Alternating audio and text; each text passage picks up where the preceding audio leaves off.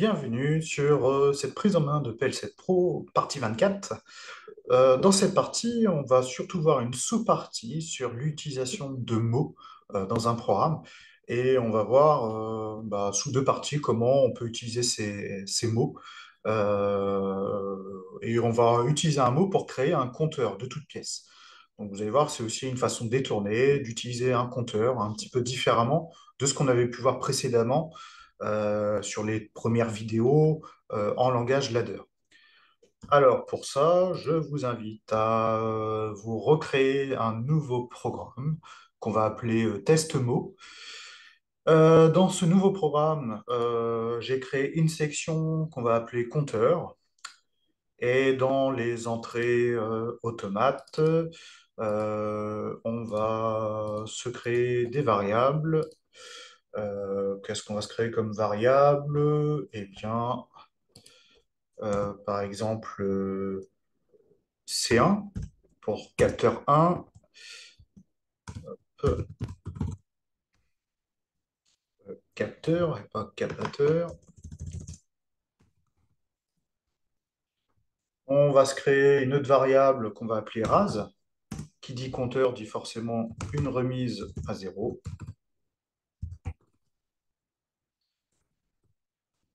Ah. Au niveau des sorties automates, eh bien, on va créer deux voyants, euh, H1 et H2. H1 va me dire que le compteur est atteint et H2, compteur, on atteint. Voilà. Donc voilà pour ça. Ensuite, on va se créer le fameux mot. Alors déjà, qu'est-ce que c'est qu'un mot? Dans les vidéos précédentes, on avait vu ce qu'était qu'un byte. Donc un byte en français, c'est un octet qui est constitué de 8 bits. Donc un byte, c'est 8 bits. Eh bien, un mot, c'est tout simplement 2 bytes de 8 bits chacun.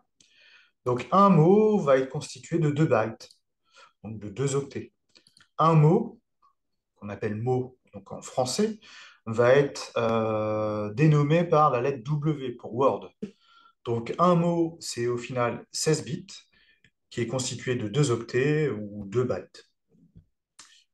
Donc pour ça, sur PL7 Pro, eh bien pour créer un mot, on va aller sur les objets mémoire. Et jusqu'à présent, je ne vous avais pas fait manipuler ce menu déroulant. On était sur du ebool, ce qui veut dire qu'on est sur des variables booléennes, donc 0 ou 1. Là maintenant, on va être sur des variables Word.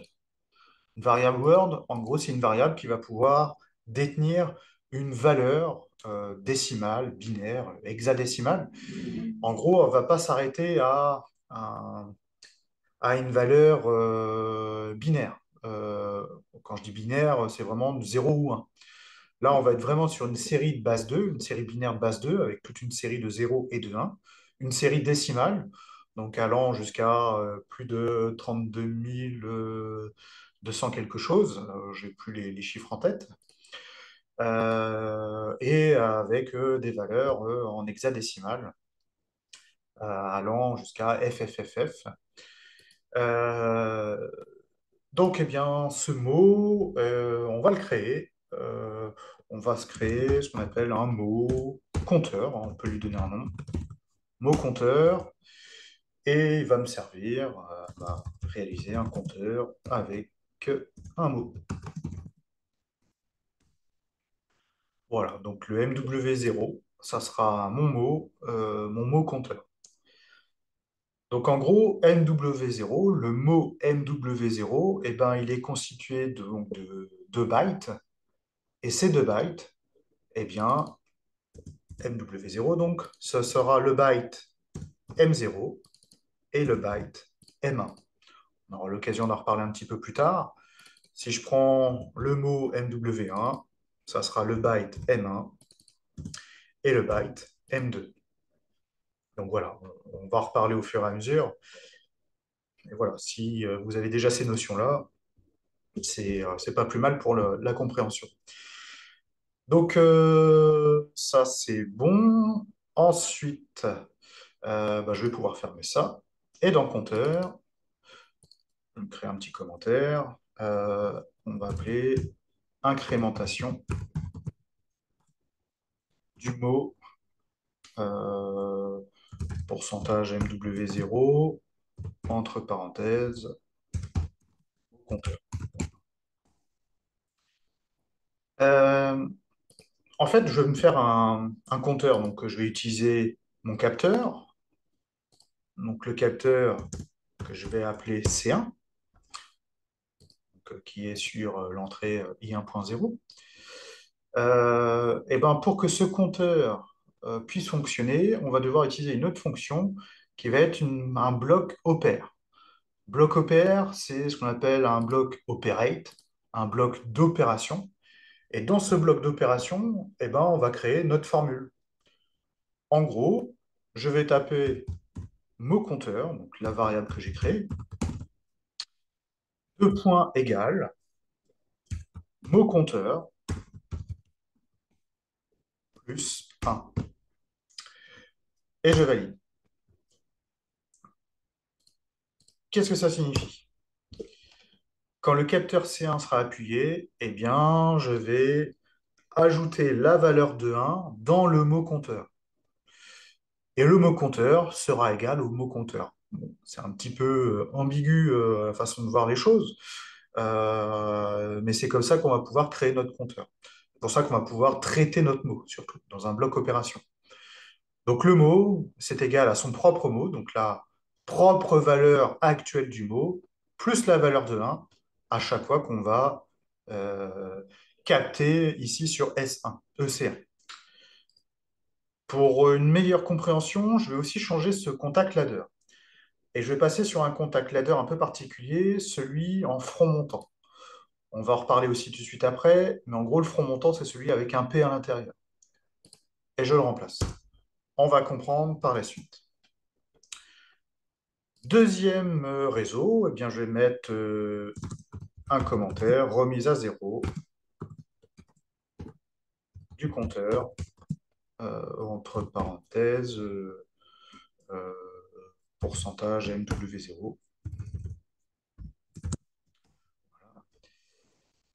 Qu'est-ce qui va me pouvoir permettre de remettre à zéro le mot compteur? Eh bien, quand je vais avoir le bouton rase qui sera appuyé. Eh bien, quand le bouton rase sera appuyé, eh bien, je veux charger la valeur de zéro dans le mot compteur. Je réutilise un bloc opération. Et à ce bloc opération, je saisis mot compteur, score, 2 points égale 0. Et je valide. Quand je vais appuyer sur le bouton remise à zéro, eh ben, je vais charger obligatoirement, quelle que soit la valeur de mot compteur, je vais charger la valeur de zéro dans le mot. Eh bien, je vais pouvoir tester. Est-ce que je teste maintenant? Ouais, on va tester maintenant. Alors, pour bien le tester, pour bien comprendre, je vais aussi me créer une table d'animation dans laquelle je vais mettre pourcentage MW0, donc mon compteur. Je vais mettre le capteur C1 et je vais mettre le bouton RAS. Voilà. Je transfère le programme. Ah oui, alors je ne l'ai pas enregistré. Donc, allez hop, j'enregistre. Table test mot. Voilà. Le nom que vous avez donné n'est pas un nom valide. Ok, c'est parce que il me faut pas d'espace, donc underscore. Voilà. AP, transférer le programme du PC vers l'automate. On transfère, il va falloir remettre en stop.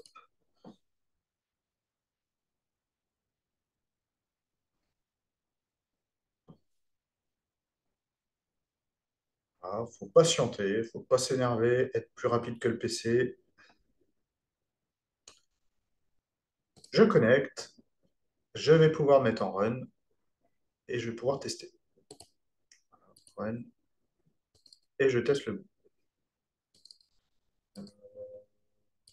Voilà, donc ma table d'animation elle est là. Donc je vois actuellement que MW0 est donc chargé de la valeur de 0, normal. C1 n'est pas appuyé, il est à 0. Remise n'est pas appuyée, il est à 0 aussi. J'appuie sur le compteur, sur le capteur, pardon, C1. J'appuie et je vais rester appuyé. Et ben, j'ai chargé la valeur de 1 dans le mot compteur. Je relâche le capteur C1. J'ai toujours la valeur de 1 dans le mot compteur. Je rappuie dessus, j'incrémente de 1 à chaque fois. À chaque appui sur C1, je vais incrémenter la valeur. Et ça, bah, je peux aller jusqu'à, en valeur courante, 32 000 et des brouettes. Ensuite, bah, si j'appuie sur le bouton remise à 0, et ben, obligatoirement, remise à 0 ici va me charger la valeur de 0 dans le mot, quelle que soit la valeur actuelle du mot. Donc on pourrait avoir 16 000 valeurs dans le mot. À partir du moment que j'ai appuyé sur remise à 0, on remet à 0, on remet la valeur de 0 dans le mot. Alors, si là j'appuie sur C1, hein, là je reste appuyé, je relâche, et ben, si je regarde, je n'ai pas d'animation ici quand j'appuie sur le capteur. Il n'y a aucune animation. Ah si, il y en a une. Je suis mauvaise langue, il y en a une. Ça, tout dépend de la rapidité de votre PC. Moi, je ne suis pas sur un PC de guerre, donc je n'ai pas forcément l'animation en instant T. Il faut savoir que sur un front montant, en fait, on va prendre la valeur électrique à chaque fois qu'il y a l'appui sur le bouton. Si je n'avais pas eu le front montant, et on va le faire, je vais placer un contact classique. Là, je ne vais pas utiliser, enfin, je ne vais pas prendre une seule information. Tout pendant que j'appuie, eh bien, je vais charger plus un plus un plus un plus un plus un plus un dans le mot. Ça veut dire que là, je suis quoi? Je suis resté appuyé sur le bouton peut-être 3 secondes et j'ai déjà chargé 920 valeurs dans le mot. Je rappuie dessus, voilà, hein, j'ai presque triplé ma valeur. Si je fais un seul appui et rapide, vous voyez, je suis passé de 1407 à 1440 valeurs. Donc, ce n'est pas cohérent par rapport à mon appui. Vous voyez, donc un seul appui, ça me charge énormément de données. C'est pour ça que si je veux faire un compteur, eh ben, la solution la plus facile, hein, c'est de prendre un front montant, d'adapter en front montant la variable qui nous intéresse. Je remets à 0, ça remet bien à 0. Maintenant, moi, ce que je veux, c'est que quand le mot compteur a, a atteint la valeur de 5, eh ben, je veux que le voyant H1 s'allume. Eh ben, je vais me recréer un autre réseau. Je vais sur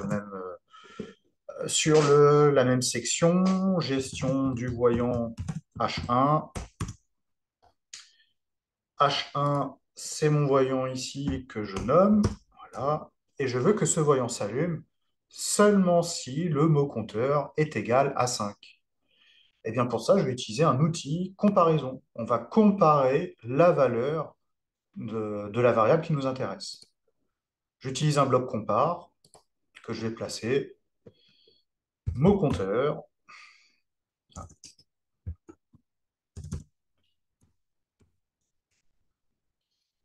euh, égale 5. Tout simplement, je valide, je clôture ma ligne.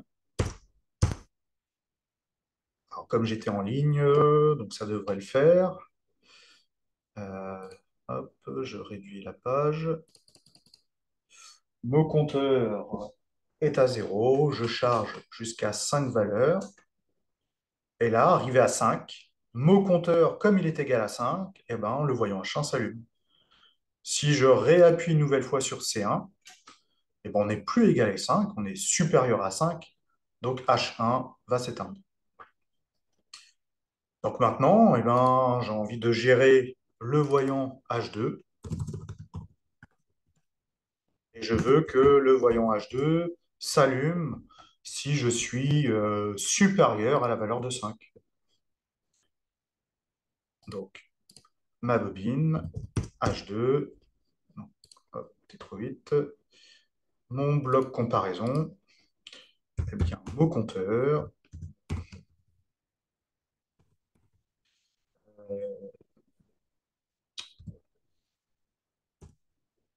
supérieur à 5, je mets en run. Donc là, comme le mot compteur est à 6, eh ben, j'ai le voyant H2 qui s'allume. Je remets à zéro l'ensemble. H1 comme H2 sont éteints.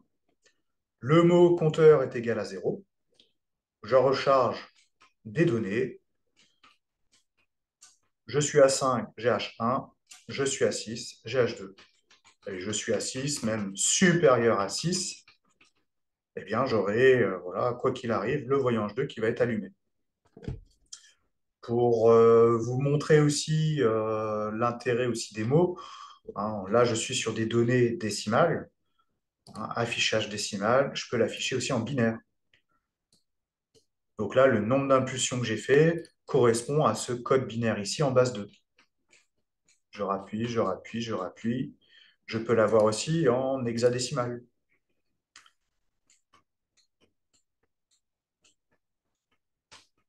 Je remets à 0. Je suis bien 0 partout.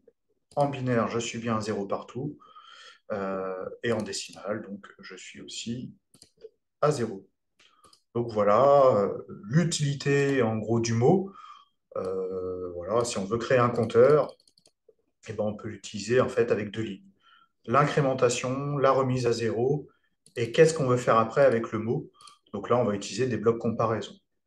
Donc un bloc compare, ça sera traité de la même manière qu'un contact ladder. Un bloc operate, ça sera traité de la même manière qu'une bobine de réceptivité. Donc voilà pour cette partie compteur avec un mot, et à tout de suite pour voir l'autre utilité du mot.